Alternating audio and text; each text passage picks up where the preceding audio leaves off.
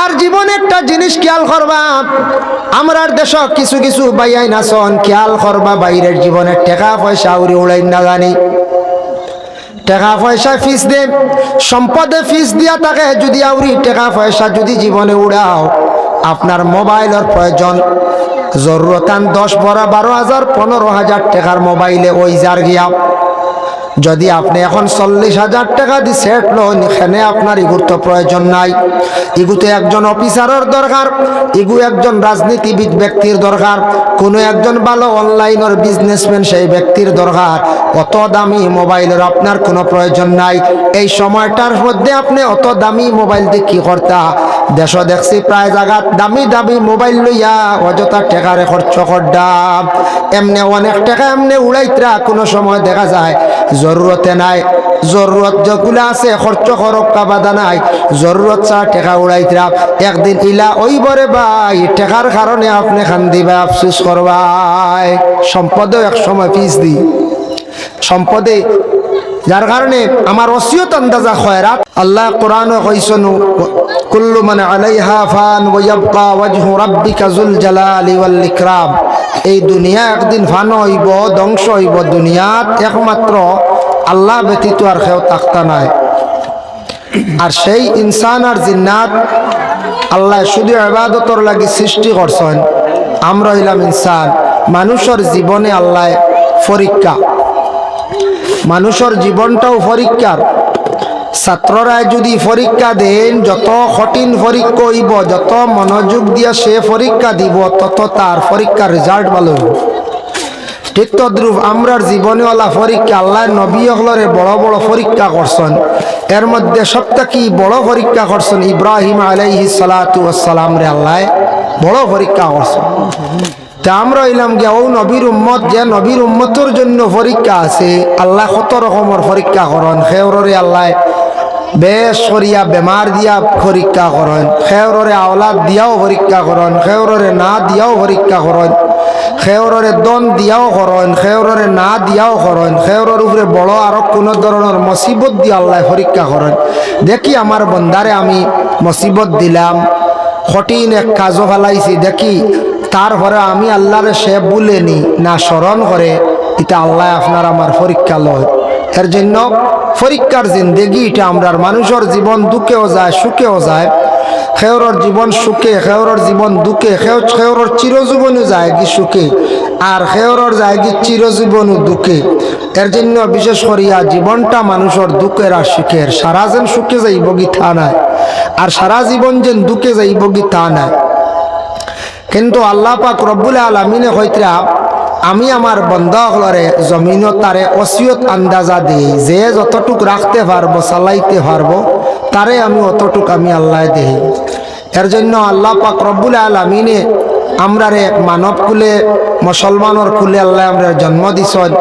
আমরা এমন এক দেশে বসবাস করি, আর যে দেশটা আমরা জন্মভূমি ভারতবর্ষ, এই দেশ অন্যান্য দেশের তুলনায় একটা অতুলনীয় সুন্দর একটা দেশ।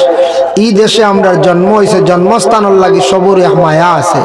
আর এই জন্মস্থান দুনিয়ার জমিন ছাড়িয়া আমরা সব একদিন যাইমু, গিয়া কবরের বাসিন্দা হইমু, কবরের হালতে আমরা যাইমু। মানুষ মারা যাওয়ার পরে দেখুন জানি মানুষ ভুলি যায়, মানুষের কোনো কিছু থাকে না। কিন্তু একমাত্র মানুষের যদি দুনিয়াত ভালো কোনো স্মৃতি গড়িয়া তুলিয়া রাখিয়া যাইতে পারে, ওগুলা মানুষে দেখে ইয়াদ করেন, স্মরণ করেন। কেউ যদি একটা আলাদা মসজিদ বানায়, মসজিদের খেদমত করে, মরিয়া আল্লে কইবা বলে এই মানুষটা বহুদিনও মসজিদও খেদমত করছে, মারা গেছে, বহুদিন মানুষে ইয়াদ করে। সদকায়ে জারিয়া কেউ যদি রাস্তাঘাট বানাইয়া দেন, মেহনত করেন, রাস্তার কথা মানুষে আজীবন মনে করব, কইব অমুকর দ্বারা রাস্তাঘাট বনছে, অমুকর দ্বারা মসজিদ বনছে, অমুকে দিনই প্রতিষ্ঠান খেদমত করিয়া গেছে মাদ্রাসায়। যদি এগুলা চিরজীবন স্থায়ী থাকে, ওগুলা মানুষে ইয়াদ করে, স্মরণ করে। আর বাকি মানুষ আমরা মরিয়া আল্লাহ আর কিচ্ছু ইয়াদ করে না, রয় না। দাদা মারা গেছেন, দাদার সারা আমরা হারছি বলিয়া, বাপ মারা গেছেন, বাপরও অনেক কিছু বলিয়া হারছি। আমরা মারা যাওয়ার পরে আর হেরার কথা বিলকুল আর স্মরণেও আইত নাই। এর জন্য বিশেষ করিয়া আল্লাহ পাক রব্বুল আলামিন আপনারে আমারে এই দুনিয়ার জমিনও মৌলানা বক মানবগুলো আল্লাহ আপনারে আমারে জন্ম দিছেন মানুষের ঘর, আমরার মধ্যে আদব আখলাক এগুলা আমরা কিতা থাকতো, ঠিক থাকতো, আদব আখলাক গুলো আমরা ঠিক থাকতো। যার জন্য বিশেষ করিয়া দেখেন আমি পবিত্র কালামুল্লাহ শরীফ থাকি একটা আয়াতে করিমা তিলাওয়াত করলাম। তার আগে আমি একটা আয়াতে করিমা নিয়া সামান্য তিলাওয়াত করি। আল্লাহ পাক রব্বুল আলামিন ঘোষণা করেন, ওয়া ইজা হুইতুম বিতাহিয়াতিন ফাহাইয়ু বিআহসানা মিনহা আও রুদ্দুহা। আল্লাহ কইতরে আপনারে আমারে, ও আমার বান্দা হল, তোমাতান্ডে যখন একজনে সালাম দিব, সালামর জবাবটা তুমি তেন সুন্দর করিয়া আদায় করিও। বিআহসানা মিনহা আও রুদ্দুহা, সালামর জবাবটা সুন্দর ইয়া আদায় হইত। আর সালাম হরইল সুন্নত, জবাব দেব হইল গিয়া ওয়াজিব। কেউ যদি সালাম শোনা মাত্র জবাব দেন না, ইচ্ছাকৃত অবস্থা তাই গুনাহগার হইবা, ওয়াজিব রে তরক করলাম। এই আয়াতের ব্যাখ্যার মধ্যে তাফসীরে ইবনে কাসিরের মধ্যে লেখছেন, একজন ব্যক্তি আল্লাহর রাসূলের কাছে গিয়ে সালাম দিছেন, আসসালামু আলাইকুম ইয়া রাসূলুল্লাহ। আল্লাহর রাসূল সেই ব্যক্তির সালামের জবাব দিছেন, ওয়া আলাইকুমুস সালাম ওয়া রাহমাতুল্লাহ। নবীজি এই ব্যক্তির সালামের জবাব একটু বাড়াইয়া দিছেন। আরেকজন ব্যক্তি গিয়া আল্লাহর রাসূল সালাম দিছেন, আসসালামু আলাইকুম ওয়া রাহমাতুল্লাহ। রাসূলুল্লাহ সেই ব্যক্তির সালামের জবাব দিছেন, ওয়া আলাইকুমুস সালাম ওয়া রাহমাতুল্লাহি ওয়া বারাকাতুহু।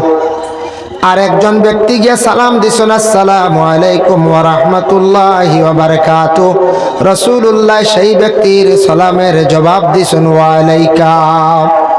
এই ব্যক্তি প্রশ্ন করেন, ইয়া রাসূলুল্লাহ, আমি আপনারে অত লম্বা করে সালাম দিলাম, আপনি আমার সালামর জবাবটা এত বাট্টি দিলা, কারণ গীতা? নবীজি কইলা, সালাম যতটুক তুমি দিলাইছো এর জন্য সালামর জবাবটা আমি আমার পক্ষ থেকে দিলাইছি।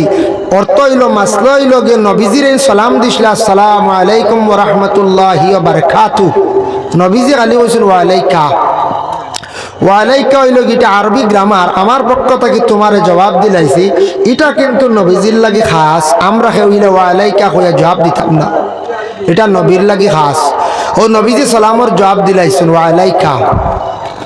তারপরে রাসূলুল্লাহ ফরমান, সালামর মধ্যে দেখো কা সওয়াব আছে, বাট্টি করে সালাম করলে সওয়াব কম, লম্বা করে করলে সওয়াব বেশ। আল্লাহর রাসূলে ফরমান, আসসালামু আলাইকুম, কেউ যদি সালাম করেন 10 নাকি, আসসালামু আলাইকুম ওয়া রাহমাতুল্লাহ 20 নাকি, আসসালামু আলাইকুম ওয়া রাহমাতুল্লাহি ওয়া বারাকাতুহু 30 নাকি। এতে বোঝা যায় লম্বা করে সালাম করলে সওয়াব বেশ, বলা যায় বারাকাতু পর্যন্ত। কিন্তু মাসলা আছে, যদি বুঝো নেই আমার সালামর জবাবটা পুরাপুরি দিতা নাই, তে আমি লম্বার দরকার নাই, বাট্টি করি সালাম করিলাই। বুঝলাম এই লম্বা করি সালাম করলে আমার জবাবটা পুরাপুরি পাইতাম নাই। আর সালামর জবাব হইল গিয়া বিআহসানা মিনহা আও রুদ্দুহা। ওলা সালামর জবাব হইতো যে সালামর জবাব পাইয়া আরেকজন সন্তুষ্ট হয়ে যেতা, হইতা যাক আমি সালাম দিছিলাম, এই সালামর জবাবটা দিছেন আমার, ওলা সুন্দর করে সালামর জবাব হইতো। এর জন্য সালাম করা তো সুন্নত। রাসূলুল্লাহ যদি একটা সুন্নতরে যদি মানুষের জীবনে পাকড়িয়া ধরে ধরতে পারে, রাখতে পারে, আল্লাহর রাসূলে ফরমান, মান আহাব্বা সুন্নতি ফাকাদ আহাব্বানি। কেউ যদি আমার একটা সুন্নতরে যদি মহব্বত করে, সে কিন্তু আমারে মহব্বত করলো। ওমান আহাব্বানি, আর আমারে মহব্বত যারা করিলাইল, কানা মাই ফিল জান্নাহ, আমার সাথী হইয়া কিয়ামতের দিনেরা জান্নাতের মধ্যে প্রবেশ করবা। সুবহানাল্লাহ। এর জন্য নবীর সুন্নত হইল সালাম। অন্য কিতাবের মধ্যে লেখছেন আহসানুল মাওয়াইজ, সেই কিতাবের মধ্যে লেখছেন সালাম যত মানুষে বেশি করি করব তার মর্তবা আল্লাহ বাড়াইয়া দিবা। সালাম মানুষে করলে মানুষের ভিতর থাকি ফখর কমি যায়। সালাম মানুষে যত বেশি করব তার মর্যাদা সম্মান আল্লাহ জমিনও বাড়াইয়া দিবা। এর জন্য সালাম করতে সময় কোনোদিন আপনার আমার বখিলি করতাম না। সালাম এত বড় একটা ইবাদত, আল্লাহর রাসূলে ফরমান, দুইজনের মধ্যে যদি মন মালিন্যতা যদি থাকে, আর একজন ব্যক্তি যদি সালাম দিলায় হয়তরা সালামর কারণে মন মালিন্যতা তাদের কাছে থাকলে দূর হয়ে যায়। সালামে মানুষের ভিতর থাকি মন মালিন্যতা মনের মধ্যে কিছু থাকলে দূর হয়ে যায়। এর জন্য সালামর আদত আমরা করতাম। সালাম গড় গিয়া বাড়িত গিয়া সালাম দিলেও ই বাড়িত ফায়দা আছে। আয়াতর ব্যাখ্যা টানছেন, ইয়া আইয়ুহাল্লাযীনা আমানু লা তাদখুলু বুয়ুতান গায়রা বুয়ুতিকুম। ও আয়াতর ব্যাখ্যা আনছেন রাসূলুল্লাহ একদিন এক সাহাবীর বাড়িত গেছেন, যাওয়ার পরে কইলা আসসালামু আলাইকুম, আসসালামু আলাইকুম। দুইবার সালাম নবীজি সাহাবীর বাড়িত গিয়ে সালাম দিলা, সালামের কোনো জবাব নাই। এই সাহাবীর নাম হইল সাআদ ইবনে উবাদা। রাসূলুল্লাহ সালামর জবাব পাইছেন না, গুরিয়া যাইতরা গিয়ার অর্থ হইল ইজাজত পাইছেন না। বিনা ইজাজতে খেওরর গড় ঢুকা যাইজ নাই। যেমন খেও এক বাড়িত গেলাম, খেও গড় নাই, ইজাজত নাই, এমনি গিয়া ঢুকতাম না, এটা আমরা শরীয়তে নিষেধ করছি। নবীজি সালাম দিছেন, জবাব নাই, গুরিয়া যাইতরা গিয়া। ওই সময় গড় থেকে বার হইছেন এক সাহাবী সাআদ ইবনে উবাদা। সাআদ ইবনে উবাদা ঘরের ভিতর তাকি বাইরে এখন, ইয়া রাসূলুল্লাহ আপনি ঘরের মধ্যে তশরিফ আনক্কা। আল্লাহর রাসূল ঘরের মধ্যে তশরিফ নিছেন, নেওয়ার পরে ওই সময় লগে একজন সাহাবী আসলা, আবদে কইছে সাহাবী জানাইলে, ইয়া রাসূলুল্লাহ আপনি ঘর আসক্কা। আর ও ভাই সাদ, তুমি খেনে আল্লাহর রাসূলের সালামের জবাবটা তুমি কেন দিলাই না? সাদ ইবনে উবাদা কন, আমি সালামের জবাব দিছি না খেনে, এটা আমি নবীজির উত্তর দিমু, এটা আমার ব্যবহার। ওই সময় রাসূলুল্লাহ সাউন্ড লাড়িও না, ও হরন দো বাড়াই এগো ক্ষমা ডাকি গো। আল্লাহুম্মা সাল্লি আলা সাইয়্যিদিনা মাওলানা মুহাম্মদ ওয়া আলা আলি সাইয়্যিদিনা। নবীজি গেছেন ঘরের মধ্যে, আর সাআদ ইবনে উবাদা এখন, ইয়া রাসূলুল্লাহ ইয়া হাবিবাল্লাহ আমি আপনার সালাম শুনছি, কিন্তু সালামের জবাবটা আমি দিছি না। দিছি কিন্তু হালেকে আমি আস্তে আস্তে জবাব দিছি। ও কারণে আমি সালামের জবাবটা আমি আস্তে দিলাম। আমার নবী আমার বাড়ির মধ্যে আসিয়া দুইবার সালাম দিছেন। আমি মনে করি আর আমার বাড়ির মধ্যে দুইটা রহমত নাজিল হইছে। আর একবার যদি আল্লাহর রাসূলে সালাম দেন, জানবো আমার বাড়ির মধ্যে আর একটা রহমত নাজিল হইত।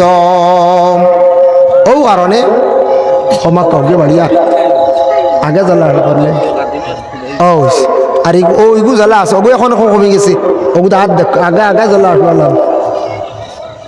ও এখানে কমছে না বললেও আপনি জানেন না, আর কোন গুড়াইতে সাউন্ড বক্স ও গেছে নাই, আপনি জানেন না, ওগুলো আড়িতে রাখেন। সাইয়্যিদিনা মাওলানা মুহাম্মদ ওয়া আলা আলি সাইয়্যিদিনা। এর জন্য যে কোনো বাড়ির মধ্যে গিয়া কোনো মানুষে সালাম দিলেই বাড়িত রহমত নাজিল হয়। আল্লাহর রাসূলে কইলা, ও সাআদ তোমার বাড়ির মধ্যে সালামর তুমি অপেক্ষা করডায়।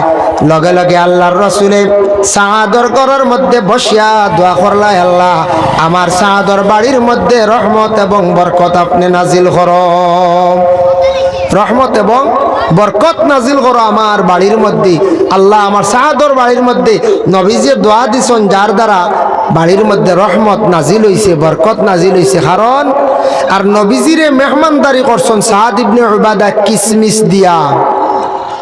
আর রাসূলুল্লাহ কিসমিস কিছু খাইয়া রইছে, ও রাইন বরকতান হিসাবে গরুর সারায় বাটিয়া খাইলা। ও হইল দলিল আমরা আর বাড়িন তো চা বগলাইয়া ফলুল খাইয়া রয় নাই, সারায় বাটিয়া খাই। ই বাটিয়া খাওয়া বরকতান হিসাবে খাওয়া যাই আছে। রাসূলুল্লাহ কিসমিস খাইয়া রইছিল, সাআদ ইবনে উবাদার গরুর সারায় বাটিয়া খাইছে বরকতান হিসাবে। আর আরেক জিনিস হইল মুখর খাওয়া খাওয়া যাইজ আছে। সুয়ারুল মুমিনি শিফাউন, মুমিনর মুখর খাওয়া হইল বেমারর শিফা। সুবহানাল্লাহ, নবীজি কইছেন যে কোনো মুমিনর মুখর খাওয়া হইল গে বেমারর শিফা। মুমিন কারা কয়? এখন একজনে যদি প্রকাশ্য মদ পান করেন, প্রকাশ্য যদি কোনো কেউ ড্রাগস খান, প্রকাশ্য যদি গাঁজা খান, তাই অপেন হয়ে গেছেন, সবে জানা হয়ে গেছে এন কিন্তু মুমিন না, এন মুখর খাওয়া আমরা খাইতাম না। বাকি যারা আছে এই ধরনের নেশাজাতীয় জিনিস থেকে যেন বিরত আসন, তান যদি মুখর খাওয়া খাই, কোনো মেয়ে সাবর, কোনো মুরব্বী সাবর, কোনো আমলিয়ত মানুষের মুমিনের মুখর খাওয়া খাইলে বেমার আল্লাহ শিফা দেন। এর জন্য খাওয়া খাওয়া যায়, আমরা খাওয়া অপছন্দ করি। ইগো আপনি খাইছেন না, একসময় আপনার মনে চাইছে না দুসরা কথা, কিন্তু যা না যাইজ কইতে পারতা না, নবীজি কইছেন খাওয়া খাওয়া যায়। সুবহানাল্লাহ। আমি যে আয়াতে করিমা তিলাওয়াত করলাম, আল্লাহ কোরআনের মধ্যে ঘোষণা করছেন, ইয়া আইয়ুহাল্লাযীনা আমানু লা তুলহিকুম আমওয়ালুকুম ওয়ালা আওলাদুকুম আন যিকরিল্লাহ। আল্লাহর যাতে জানেন ও ইমানদার হল, লা তুলহিকুম আমওয়ালুকুম ওয়ালা আওলাদুকুম, তুমি তান হালাক হইও না, বরবাদ হইও না, তুমি তান মাল এবং আওলাদ এই দুইটা জিনিসের কারণে যাতে আমি আল্লাহর জিকির থাকি যেন বঞ্চিত না। মাল এবং আওলাদ এই দুই জিনিসের লাগি সবরু মায়া আছে না? এখন চাই আপনার হকা আমার হকা, মালর লাগি কত মায়া থাকতো, মালর লাগি যদি মায়া হয় না, আওলাদর লাগি মায়া হয় না, তে আওলাদ আপনি চালাইবা কিলা, বড় হইব কিলা? মাল যদি মায়া হয় না, তে মাল বানাইতে পারতা না। এটার লাগে মায়া থাকতো। যে কোনো মানুষ প্রত্যেকে তার জীবনের মধ্যে রুজি রোজগার করক, মেহনত করক। মানুষের মূল একটা লাইফ আছে, মানুষের মূল একটা জিন্দেগি আছে। মানুষের জিন্দেগির মধ্যে একটা লাইফ আছে। দেখো, আগে 20 বছর, পিছে 20 বছর, মাঝখানো 20 বছর, টোটাল মানুষের সচ্ছল হিসাবে প্রায় 60 বছরের জিন্দেগি। আমরার নবীর উম্মত অগলর জিন্দেগি সচ্ছল হিসাবে মাত্র 60 বছর। বাকি যে দিনগুলা ফাজিল আপনি বাঁচিবা 60 বছর পর্যন্ত। আগর 20 বছর প্রত্যেক মা বাবার দায়িত্বে যায় গিয়ে আমরা সারা পড়াশোনার থাকি নেন, সারা পড়াশোনাত পড়ার তাকই না ওলাদ হল। বাপে কোনোদিন কইনি খামো যাও, ছেলেরও কন্যা, মেয়েরও কন্যা, মেয়েও পড়ানিত, ছেলেও পড়ানিত। এটা হইল গিয়া মা এবং বাবার দায়িত্ব কর্তব্য। এই 20 বছর গেল গিয়া 20-এর পরে যে বয়স যেটা আইল, এই বয়সটা কিয়া 21 টাকিয়া 40 পর্যন্ত মেইন মানুষের জিন্দগি, পুরা শরীরের জোয়ান কি থাকে এই সময়টা মানুষের। এই সময়টা বেশি গুরুত্ব দিতাম আমরার জিন্দগির মধ্যেও। সময় যদি যত বেশি আল্লাহ আল্লাহ করতে পারবা, আল্লাহর জিকির করতে পারবা, আল্লাহ আল্লাহ করতে আপনি মজা পাইবা, আমিও পাইবো। কারণ এই সময় শরীরটা সচেতন থাকে, শরীরের মধ্যে চেতনা থাকে। এই সময় পুরা মানুষের জনকি থাকে। আর ও সময় যদি সারায় মেহনত করেন না, জিন্দগি কামিয়াব হয় না। এই সময়টা যদি মেহনত করেন না, জিন্দগিতে টাকা পয়সা বানানি, আমলের দিকে আগুয়ানি কিচ্ছু করা যায় না। ও সময়টা হইল মূল্যবান। এই সময় যদি কোনো যুবকে, যদি কোনো হাতর হাত যদি শিখে কর্ম করে, মেহনত করে, তার জিন্দগির মধ্যে টাকা পয়সা সে বানাইতে পারব। আর এই সময় যদি সে যদি ফাতারে যায় গিয়ে, মানে কোন নেশায় যদি আসক্ত হয়ে যায়, এই সময়টা গুরুত্ব যদি দেয় না, রুজি রোজগার করে না, আউরে যদি ঘুরে, আর বাকি জিন্দগি এক সময় আইব কমজোরতা আইজিব, টাকা পয়সার বানানি সম্ভব হইতো নাই, আল্লাহ আল্লাহ করে আগুয়ানি যাইতো নাই। এর লাগে মানুষের মেইন লাইফ মূল্যবান সময় হইল ও 20টা বছর। ও মাঝানোর সময় হইল গিয়া মেইন 21 টাকি বা 22 টাকি 40। এই সময় যারা আউট হয়ে যায় এরা বেলাইনে যায় গিয়া। আর জীবনে একটা জিনিস খেয়াল করবা, আমরার দেশ কিছু কিছু বাইয়াই নাচন, খেয়াল করবা বাইরের জীবনে টাকা পয়সা উড়ে উড়াই না জানি, টাকা পয়সা ফিস দে, সম্পদে ফিস দিয়া থাকে। যদি আউরি টাকা পয়সা যদি জীবনে উড়াও, আপনার মোবাইলের প্রয়োজন, জরুরতান 10, 12,000, 15,000 টাকার মোবাইলে ওই যার গিয়া। যদি আপনি এখন 40,000 টাকা দিয়ে সেট লোন, এখানে আপনার ইগুর তো প্রয়োজন নাই। ইগুতে একজন অফিসারের দরকার, ইগু একজন রাজনীতিবিদ ব্যক্তির দরকার, কোনো একজন ভালো অনলাইনের বিজনেসম্যান সেই ব্যক্তির দরকার। অত দামি মোবাইলের আপনার কোনো প্রয়োজন নাই। এই সময়টার মধ্যে আপনি অত দামি মোবাইল দিয়ে কি করতা? দেশ দেখছি প্রায় জায়গাত দামি দামি মোবাইল লইয়া অযথা টাকারে খরচ করডা, এমনি অনেক টাকা এমনি উড়াইতরা। কোনো সময় দেখা যায় জরুরতে নাই, জরুরত যেগুলো আছে খরচ খরক্কা বাধা নাই, জরুরত ছাড়া টেকা উড়াইতরা একদিন ইলা ওই বরে ভাই টেকার কারণে আপনি খান্দিবা আফসুস করবাই। সম্পদেও এক সময় ফিস দি সম্পদে, যার কারণে আমার ওসিয়ত আন্দাজা খয়রাত শোনে বাটি আটাইতে 10টা টাকা আপনি যদি করেন দিল থাকতো এগুলো আমি সদকা শুক্রবার দিন আমি করতাম, জুমার দিন আল্লাহর ওয়াস্তে যদি খয়রাত যদি করেন, ফকির হক্কা মিসকিন হক্কা কিবা তো মসজিদও হক্কা আল্লাহর রাস্তার মধ্যে যখন খয়রাত করবার দিল দিয়া দিলের মধ্যে এখলাস নিয়ে করার চেষ্টা আমরা করতাম, মানুষে যখন হাত ছাড়িয়া দে মুঠ ছাড়িয়া দে তখন আল্লাহ তারে ওলা দিয়া দেন, আর মানুষে মুঠ টাইট করি লাইলে কিন্তু আল্লাহ ওলা কমাইলাই। এর কারণে বিশেষ করিয়া টাকা পয়সা রুজির দরকার আছে বাইরে হইবা টেকার ওয়াজ খেনে করেন, টাকা পয়সা কিছু না হইলে জমিন শরীয়তর আহকাম সারা পুরা করা যায় না।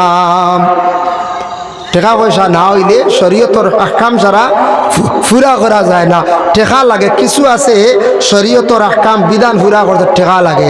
যেমন মনে করো পর্দার হালতে আমরা কুটুম বাড়িওয়ালা যাইতাম, কোনোখানে যাইতাম, টেকা হইলে তো প্রাইভেট গাড়িও যাওয়া যাইব না, যাইব, আর টেকা না হইলে প্রাইভেটে যাওয়া যাইব না, ও টেকা লাগে। কিবা তো আপনি পর্দার হালতে গোসল করতে হইলে আপনার বাথরুমও করা সুন্নত বালা, পর্দার হালতে বাথরুমও গোসল করলা, এখন টেকা না হইলে তো বাথরুম বানাই যান না, ও তো টেকা লাগে, টেকা লাগে, খালি টেকা। টেকা হইলে তখন যেন বুদ্ধিও বাড়ি যায়, ঢাড়ি টেকা হইলে দেখা কত আকলও বাড়ে, ঢাড়ি টেকার এবার মেয়ে নিল গিয়া আল্লাহ আল্লাহর রসুল বাদেও টেকার চিন্তা করো। আমার মত হইল, আমার উস্তাদে কইল আল্লাহর রসুল হইলা রাজি কর্তা এরার স্মরণ বাদে 3 নম্বরেও টেকার চিন্তা করো, টেকা বানাইবার চিন্তা করো, টেকার দরকার। এর জন্য বিশেষ করিয়া আল্লাহ রাস্তার মধ্যে খয়রাত হোমক বেশক করার চেষ্টা করেন জানি। তুড়াউবালা মসজিদ, তুড়াউবালা মাদ্রাসা দেখবা, তুড়া আল্লাহ রাস্তার মধ্যে খয়রাত করলে আল্লাহ দৌলতর মধ্যে আল্লাহ বরকত দিবা। যার জন্য মানুষের আলাম মেন জীবন আছে। আমরার কিছু কিছু বাড়িন তো মা বোন হলে খানিরে অবাধে উড়ায়, খানিরে অবাধে নষ্ট করত, ইটা কিন্তু একদিন ফিস দিব, একদিন খান দিবা, খানি পাইতা নাই। ইলা কত ঘটনা দেশের মধ্যে নজির আছে। একটা আমি ঘটনা দেখাই বাবা, একজন মহিলা তার স্বামী আসলা বিদেশ, দোকানদারি কর্তা, অনেক টাকার মালিক আসলাম। মহিলা খানি আউরি ফেলাইতা গড়ের ফিসেরে, কুকুরে খার, শিয়ালে খার, ও লাগা গড়ের মহিলা হলে কইতা গো তুমি যে হারে সবজি বাদ ফেলাইতরা ইতা গালি লাগবো, ইতা বেটিয়ে মানে না। এইভাবে 6-7টা বছর গেল। হঠাৎ একদিন খবর আইছে তান স্বামী মণিপুর উগ্রবাদী গুলি করিয়া হত্যা করিলাইছ। যে হারে টেকার জোর আসলো, পয়সা আসলো, খাইছন উড়াইছন খাফড়ের উপরে খাফড়, টেকার উপরে টেকা উড়াইছন। এক সময় এমন অবস্থা হয়েছে টেকারে টেকা কইছেন না, খাফড় ফালাই দিছেন, বাচ্চা ফায়খানা করে লিছে, খাফড় বেটিয়ে দইছে না, ইটা মারি বাল্লাত ফালাই দিছে। পরে ওলা হয়েছে স্বামী মারা গেছেন, সেই মহিলার ওলা অবস্থা হইল এখন তো খানি নাই, কই টেকা তো আর কোনো ব্যবস্থা নাই। এখন বড় বাসুরের ঘরে এখন খাইতরা, দেবরের ঘরে এখন খাইতরা, এইভাবে খাইয়া খাইয়া তখন জিন্দেগি যার। কম সময় গেল, 6 বছর গেল, আল্লাহ রিজেক কুড়ি ফেলাই দিছে নানি। হ্যাঁ, কিছু কিছু মা অকলে, কিছু কিছু দেখুন জানি শ্বশুরি অকলে এখন ছেলের বউ অকলারে বলে খানি আউরি ফেলাইও না, এখান বালা খুন দেন, ভাত আউরি ফেলাইও না গো, সবজি আউরি ফেলাইও না, এখান শ্বশুরির কথা মানি আনি দাম। আমরার দেশ কিছু ছেলের বউ অকলে এইভাবে শ্বশুরির কথা মানুন না।